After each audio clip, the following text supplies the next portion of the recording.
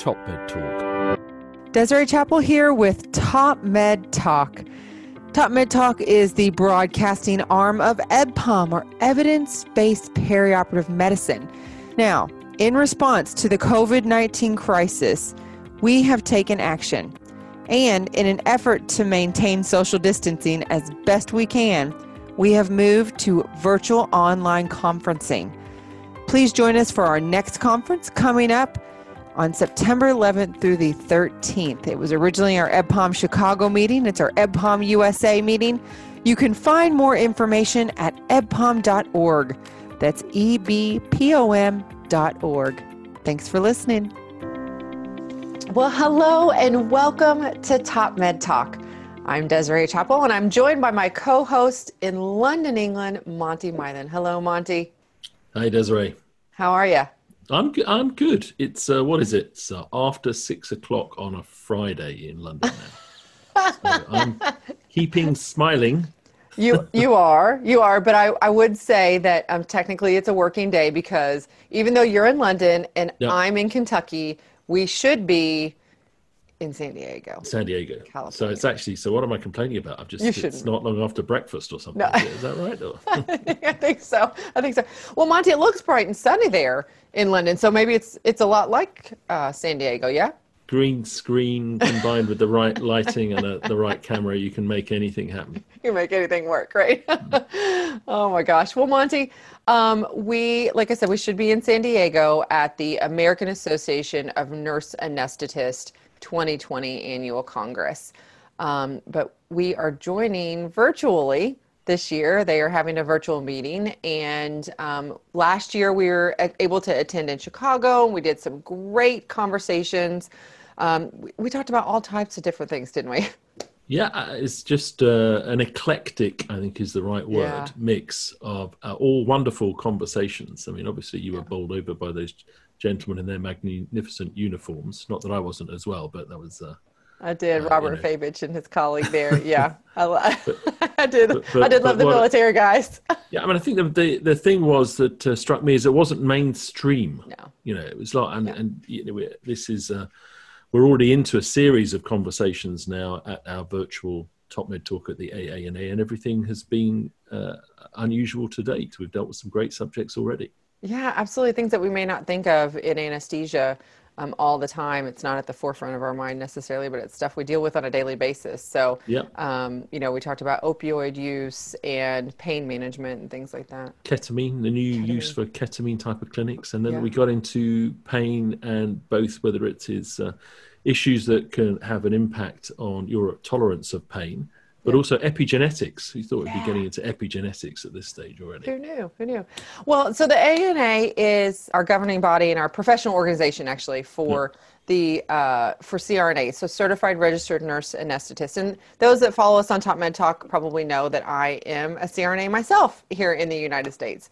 And you being an anesthetist, anesthesiologist over there in the UK, we do definitely lean towards anesthesia. But as far as the AANA is my professional organization, and we have partnered with them to do these conversations. So we want to say thank you to the AANA for supporting us to do this and to be part of this first virtual Congress that they're doing. Now, Monty, we've had a little bit of experience so far in the virtual meeting space.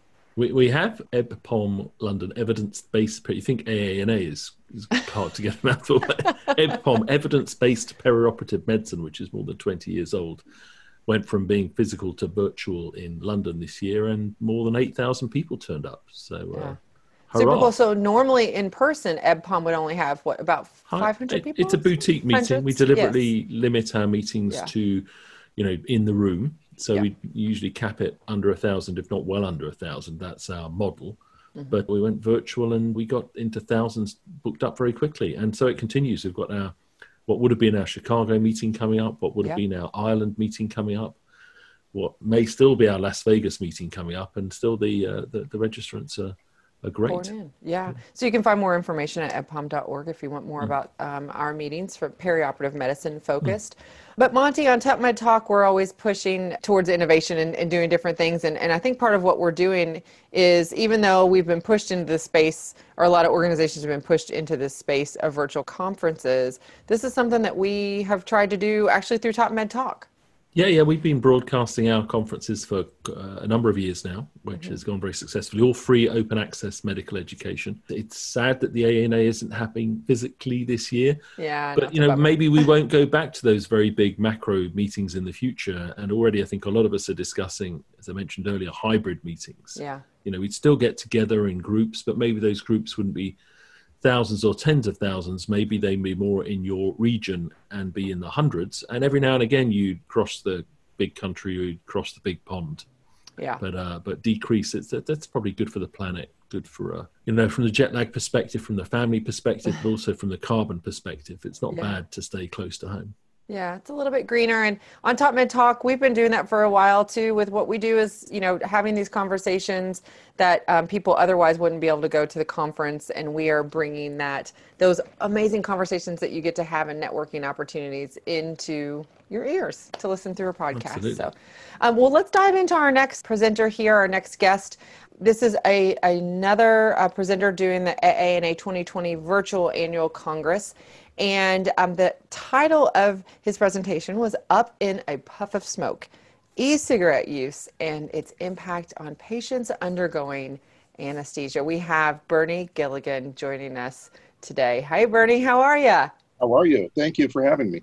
Yeah, absolutely. Thank you so much for taking the time out to join us on TopMedTalk. I know life is a little crazy right now with all the stuff with the COVID going on, and we all should be in San Diego. But tell us where you're coming to us from. I'm actually coming to you from Pennsylvania, from near Scranton, Pennsylvania. Nice. And although I have to say, with Monty mentioning his island meeting and my last name being synonymous with that, I feel that I'd be a natural, so consider me for that. Right, you're in. Well, you're in. It's the island of Ireland, so it's great. Well, Bernie, tell us a little bit more about yourself and your practice. I am a practicing anesthetist here in northeastern Pennsylvania. I'm also the assistant program director at the Cedar Crest College Nurse Anesthesia program in Allentown, Pennsylvania. In addition, I have my own venture as an educator for Promethean Educators, which has a combination of topics that we cover, including recertification and original anesthesia topics. Okay. Well, tell us more about that. What is Promethean Education? What is that? Promethean Anesthesia Educators is basically my goal is always to reach out to, as you are, as many people as possible. And I had a lot of requests. I've been involved in anesthesia education as either a simulation director, program director, or assistant director for about 12 years. And, having students, past students come back and say, can you do a lecture for us? Can you, we have this variety of educational needs. And often they were regional meetings. They were not, I have spoken nationally, but most of what people need is something that they can get in their own workplace, but maybe isn't delivered by the people who they necessarily work with. They want to hear some different perspectives. So been involved in that for about 10 years and something I enjoy greatly. Oh, that's fantastic. Well, Bernard, tell us a little bit about the presentation that you have done. When are you actually presenting? I believe that in speaking with some of the people at the AANA, it is a mouthful, by the way, to roll off the tongue, that we have that the presentation will actually be released immediately following, because they're going to roll out presentations over the 30 days following the original dates of the Congress. Great. Yeah, that is one benefit, definitely, of having a virtual Congress. We know people can't sit down for 8 hours at a time and just listen to lecture after lecture after lecture, which sounds a bit intimidating now as I say it, but it's never a problem when you're sitting in San Diego or whatever. different environment definitely makes it more possible, yeah. Yeah, for sure. Well, tell us a little bit about your presentation here and e-cigarette use, because this is something that on TopMedTalk we haven't really discussed that much. It is becoming much more prevalent in the US at least. And I know Monty, actually, we had a little bit of discussion about this. I can't remember on TopMedTalk or EbPom about the fact that the UK is now transitioning to suggestion of e-cigarettes to stop smoking and smoking cessation. Yeah. They said the NHS certainly initially supported the transition from cigarette smoking to e-cigarette using as a way of getting yourself off traditional cigarette smoking. But it was advice based very much on, there is some evidence, but it sounds like a good idea. Now you need enough time to pass to make sense of the reality of whether it is a safe transition or not. So I look forward to hearing what you've got to say, Bernie. Yeah, absolutely. Go ahead, Bernie. That is actually, where I began with my motivation for really digging into this topic, in addition to what I experienced as an anesthesia provider, is as a parent of a teenager, to be very honest with you. Smoking is something that has always been the rebellious venture of young people. And it really, obviously with smoking with combustible cigarettes, we've gotten to the point where we define them between combustible and e-cigarettes. Combustible cigarettes obviously were hard to conceal and had really started to fall in popularity, although they held on for quite a while and are still holding on. They were less possible for young people to experiment with, especially in a school environment. Electronic cigarettes are really aimed at two populations. And there is, with one population being what you had mentioned, the pre-existing smoker who is attempting to quit or wean. There was initially the thought that, okay, maybe this is not a bad idea. The second population would be the never smoker. And in truth, what the statistics indicate is that really is who many of these are aimed towards. And we're talking about middle school children, and on up that we're seeing usage of electronic cigarettes. Very concealable. Yeah. The smoke, the odor is not there like it is with the cigarette. It's a completely different profile.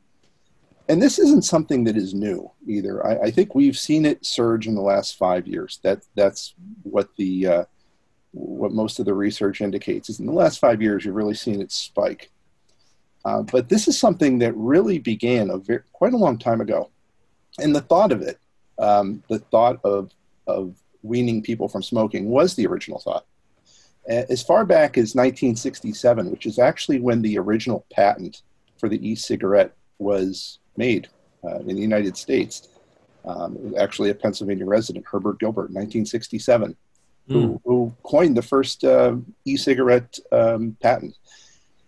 That was developed but not able to be delivered because of a variety of issues, but the idea was there.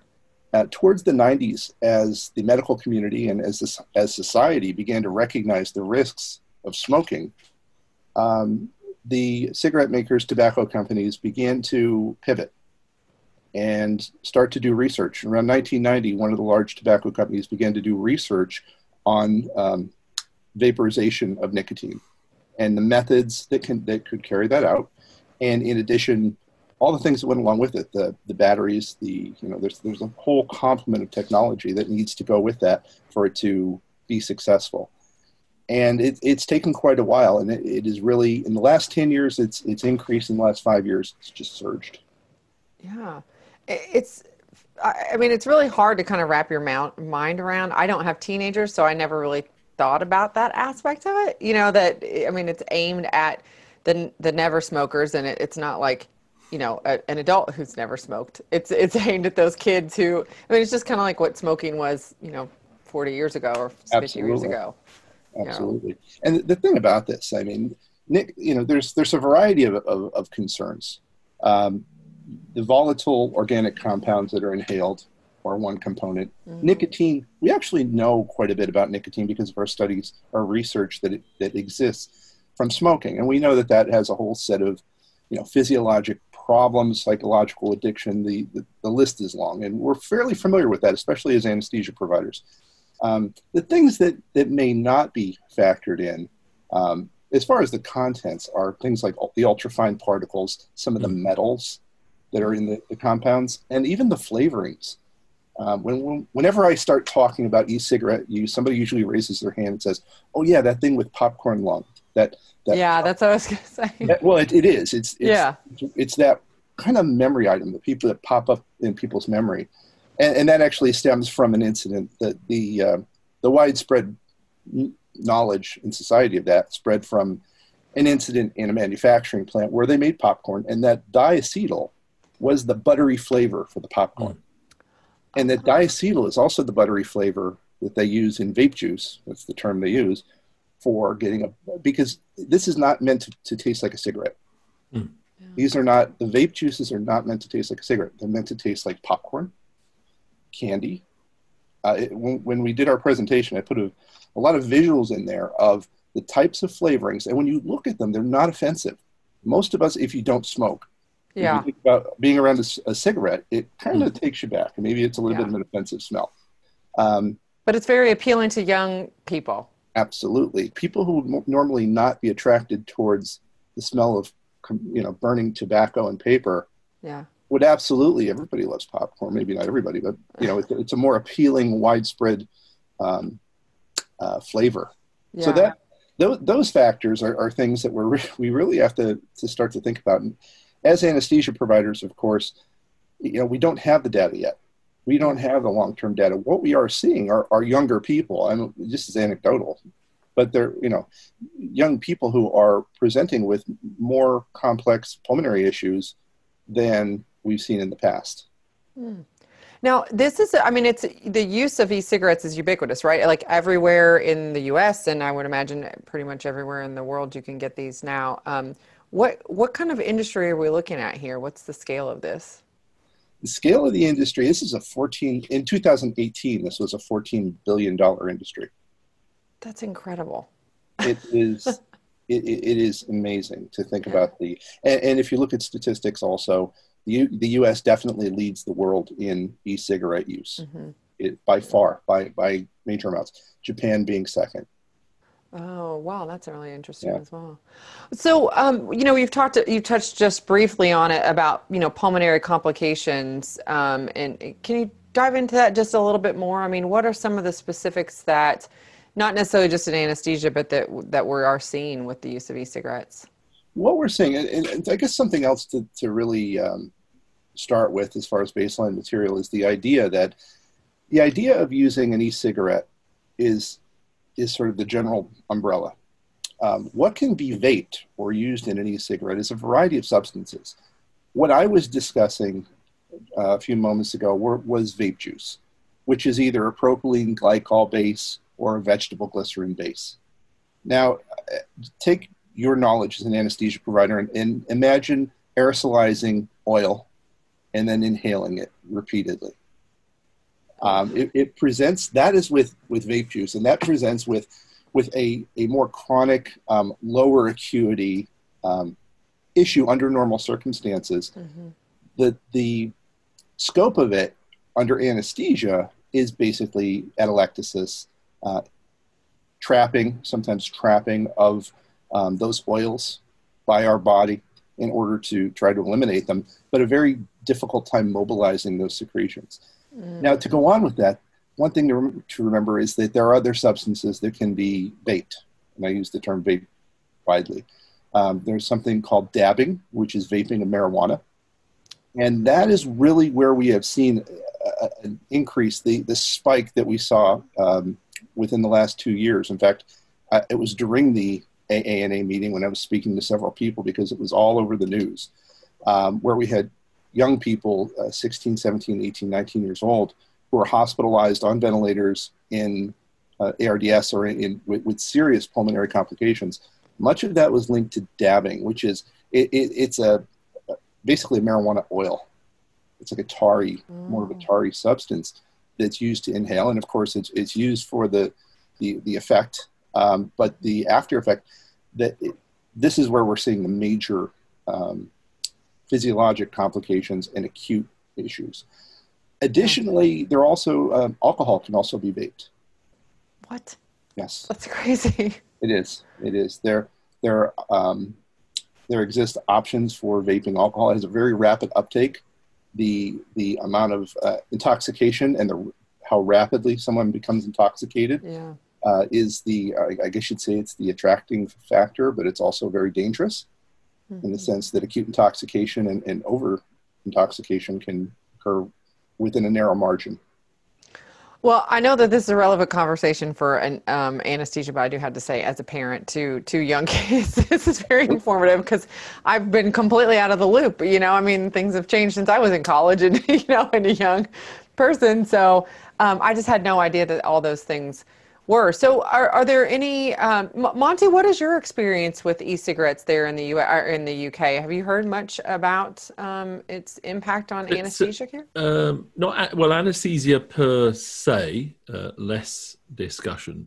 In society, and the fact that there is a potential market there, there's a potential, it's a big commercial market. It is, as you say, it's appealing to people as a different way of getting drugs into their body.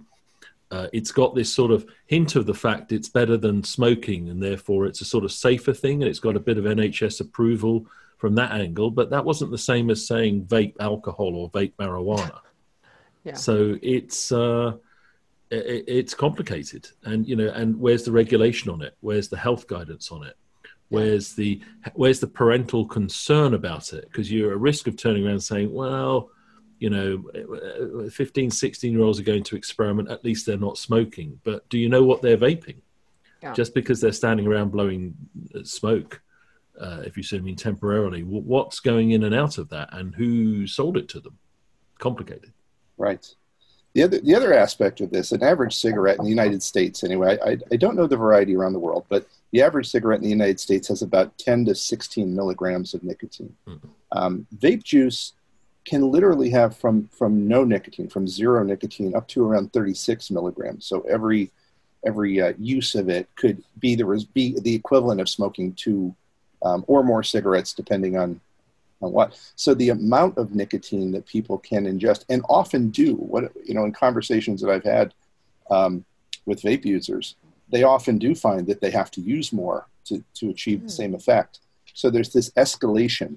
And I think in cigarette smokers that people have found that they maybe have switched brands to achieve that same effect. But with this, it's literally buying a different juice that's more potent to allow that. Is this regulated at all by the FDA? It is, it's the old adage that you try to regulate things. However, what I will tell you is that I can say in my state, and I don't know in other states, they have recently raised the age by which you can purchase these substances. And often they are sold in vape shops, their specialty store, although they are sold in gas stations and et cetera. They have recently, in the last year, increased the age from 18 to 21 to purchase. However, I don't know the impact of that. As with in the United States, obviously alcohol is at 21 years old, and still younger people are able to obtain it. So I would say it follows those same lines and maybe those same sources. Who knows? Go ahead. We'd all recognize there's a risk in the regulated and in the partially regulated market. But there's also the potential of a huge, let's call it, black market. In other words, a marketplace in which things have come along that who knows who put them together. But that's what kids in particular are at risk of those purchases. That is the inconsistency in production, the inconsistency, and to go on beyond what we have discussed to this point. The inhaled substances are one component of this. There are two other components that I think it's important that I mention while we're talking. Fires, explosions, poisonings. These e-cigarettes have a battery to them that produces, it basically fuels the vaporizer to allow it to function. And there are a fair number of cases, which I detail in my presentation, of facial injuries, ocular injuries. Oddly enough, vaping is mostly a male habit. Not that it's not an equal distribution. It's predominantly male. And often these are concealed in the pocket. So many of the injuries are to the leg genitalia and anywhere where they might be stored. And I had to know that no pun intended, blows my mind. I would say if there's any motivation to keep these away from your body, that would be the greatest, right? Yeah. Also poisoning. The idea of having these substances around in pets or small children getting a hold of them and ingesting high amounts of nicotine. Kill them. Yeah, and that's the thing. Of course, there's a lot of factors that go into that, but ingestion of it will undoubtedly cause poisoning, let alone possibly death. So, these are very concerning factors, and I think that's what drove me. The final thing, and this really hit me in the last few weeks, so I'm glad the timing of this worked out. There was actually something released in the last 2 weeks regarding the incidence of COVID. And you might say, okay, well, how are you going to connect these two things? Well, these vape pens are shared. I mean, maybe everybody has them, but often friends will be like, hey, would you like a hit? And the incidence it was a study released from the folks out at Stanford, that the incidence was significantly higher, and the severity of their illnesses, if they did contract COVID, was significantly greater. And that was something that in doing this, I've done this talk for a while. That is a new turn in it. And actually, COVID had sort of overshadowed some of these concerns. But when you think about children returning to school, children, and I say children, but young adults, truly, sharing things and not thinking of it. Maybe they wash their hands and wear their mask, but then they share their vape pen. It's kids. It's a setup for failure. So there are many concerns beside the obvious nicotine ingestion. Yeah, sure. And that's very recent, that publication from Stanford. We've seen that in the popular press over here now, giving a much more solid signal to say not only is there the transmission risk you're referring to, but possibly the opportunity by bringing the COVID-19 into the lung, combined with possibly a nicotine hit, combined with a bit of acute lung injury as a result of vaping. It all makes sense. And now the data is starting to emerge epidemiologically that teens are getting a worse result from COVID-19 as a matter of being a vapor. So at the moment, that's possibly a stronger message to parents to get through to their teenagers, because it's a bit more tangible. Bad stuff might happen in the future. It's very hard to always, I'll be all right. I'll stop when I'm 30. Right. Yeah, exactly. Yeah. But the here and now of the COVID-19 is that some teenagers have ended up very, very sick, and possibly it was the vaping that contributed to that. On several levels, both the exposure and their baseline health status and pulmonary status. Yeah. Yeah. And I think that's very new from Stanford, so we should get the link to that in the show notes as well. Yeah, yes. Absolutely. Well, Bernard, tell us, as CRNAs, as anesthesia providers, I always like to ask this question, how do we take this information, this knowledge now, and really apply that to what we're doing on an everyday basis? We see somebody come in who is an e-cigarette user, which, to be quite honest, I'm thinking, does my pre-op evaluation even ask about e-cigarettes? I work in an anesthesia care team model, so I don't believe that we're actually asking explicitly about this. Walk us through some of those things. I interrupt for 1 second there, Desiree, because I've got a takeaway that I'm, scribbling down to take forward. Is now I think the question probably isn't, are you a smoker or an e-cigarette user? I think what I've just heard from Bernie is we should ask people if they vape anything at all. Oh, yeah. Yeah, because that's the bit I've been getting from this is, there's a more complicated, nuanced question here. Oh, I don't do any of that nicotine stuff, but I do a bit of alcohol and a bit of, bit of popcorn juice. People draw the lines very, very in their own mind. They draw lines that unless you ask the very specific question, in my experience, and I'm sure in yours also, that if you don't ask the question, they won't give you the answer. They will generalize. No, and actually the cornerstone of it is often in the pre-op assessment. Yeah. If you have somebody with known severe pulmonary issues, it becomes one more factor that I think we think about. But I think asking direct and defined questions related to their use in a non-judgmental way. I mean, these are, and the age group, often parents are present or loved ones are present. Some people, what I find more often, I'm older than these folks, so they don't seem to be as hesitant as I probably would have been had I been right. I would have never said. Sometimes it's very they're very transparent with their use, and other times they aren't. But as we do with some other sensitive topics, I always say, this is in order so that I can provide care safely for you.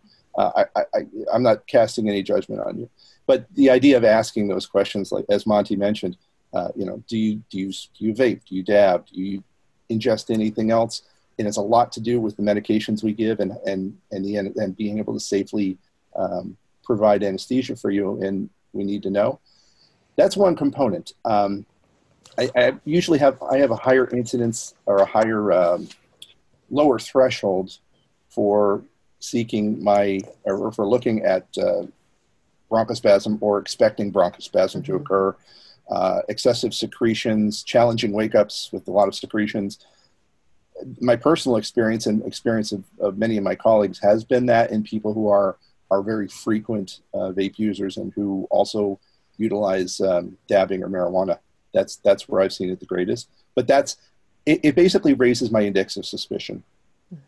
We are in the process, and I hope it continues to gather more data that is more defined as far as some strategies that we can implement. But a lot of it is we have to sort of, intuitively, maybe not intuitively, but we have to expect that someone who is inhaling vegetable glycerin multiple times per day is going to present in a certain way, and we may have to modify, maybe our ventilation strategies or our approaches to this slightly differently. So is the old guy here in the same way as that we used to, be worried about asthmatics. Not saying we're not still worried about them, but asthmatics who are mild asthmatics or smokers who are heavy smokers, we would be going forward to saying, well, we wouldn't be surprised if they got a bit of bronchospasm, or we wouldn't be surprised if it was a bit messy around extubation. It's the same mindset. Is that right, Bernie? Yes. We're saying that's on our radar now. It is. And could there be more? And as time passes, and if people continue to, which we don't know, the longer term effects could present very differently and could present more seriously. Being that 5 years has really been the increase, that's where the incidence occurs, it's probably less frequently than it may be in the next 5 years if the trends continue in the same direction. Yeah. And the severity may be greater. Yeah, for sure. We're going to have a conversation in this weekend about marijuana use and dealing with patients who use marijuana. So, this is kind of like a twofold thing because, adding vaping and marijuana together, I would imagine would be kind of like a double whammy a little bit. Because, we all know that, marijuana users, have increased, narcotic. There's a bunch of different things. Right. So can you talk about that for just a second? The one aspect that really does become a challenge with that at this point is what else is in the substance. Mm-hmm. These are not, you're not buying these at the drugstore. You're buying them off the black market, as Monty had mentioned. So what seems to be a real challenge with all substance use, but including marijuana, is what else is that person ingesting? Yeah. Marijuana, we have some defined evidence of the effect of it. There's more strains of marijuana than ever with legalization and with things. So, it could be saying like, this person drinks. Well, do they drink Chardonnay or do they drink grain alcohol? The intensity of the marijuana itself is one factor, and then the added aspects or added substances may be another, and that they are often unknown until you get a drug screen back.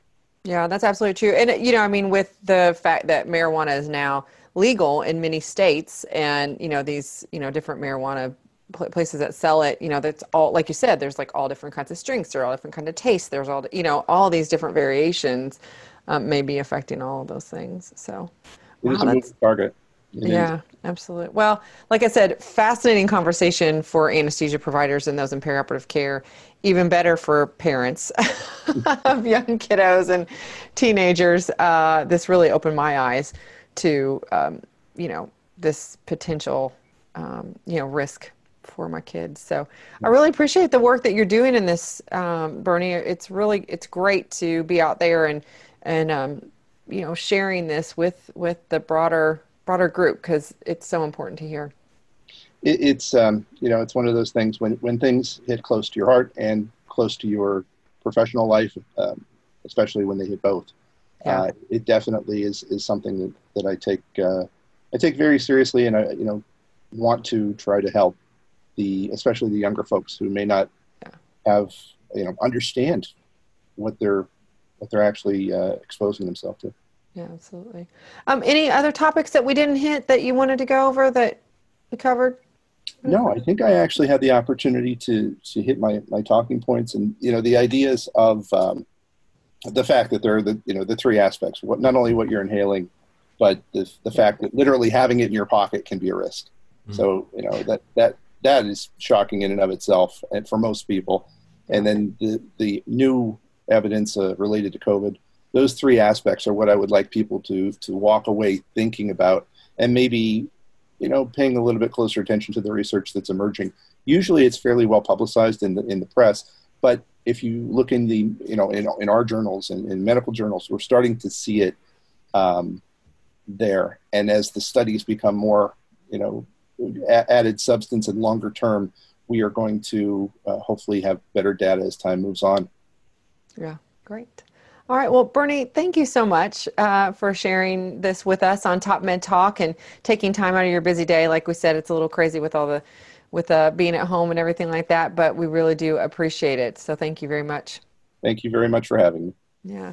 And thank you for listening to TopMedTalk. You can always find us on social media, Twitter, LinkedIn, Facebook, as well as TopMedTalk.com. You can subscribe to us there and on your favorite podcatcher. So be sure to check us out. We did mention the EBPOM meeting that you can find at ebpom.org. We have a big virtual conference coming up in a couple weeks around perioperative medicine. So kind of some of these topics and expanding and more. And we just wanted to say thank you so much to the American Association of Nurse Anesthetists for supporting TopMedTalk for these fantastic conversations. I'm sure we're going to have many more as the days go on, and we will see you soon. Thanks for listening. TopMedTalk. Nick Majerison here. Thanks for downloading TopMedTalk. TopMedTalk is the broadcasting arm of EBPOM, Evidence-Based Perioperative Medicine. EBPOM has been advocating perioperative medicine for many years now, using the traditional conference circuit, where people have attended meetings from all over the world and heard some of the latest information.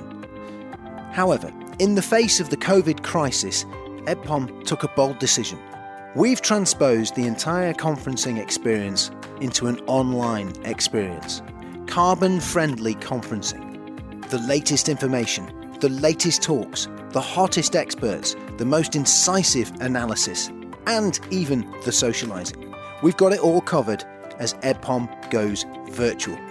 Hot on the heels of the huge success of EBPOM 2020 live from London, we're now headed towards EBPOM Chicago. Come aboard and be part of one of the most exciting developments in medicine since the stethoscope. EBPOM Chicago. Get yourself to ebpom.org now and guarantee yourself a place at one of the most exciting conferences in the world.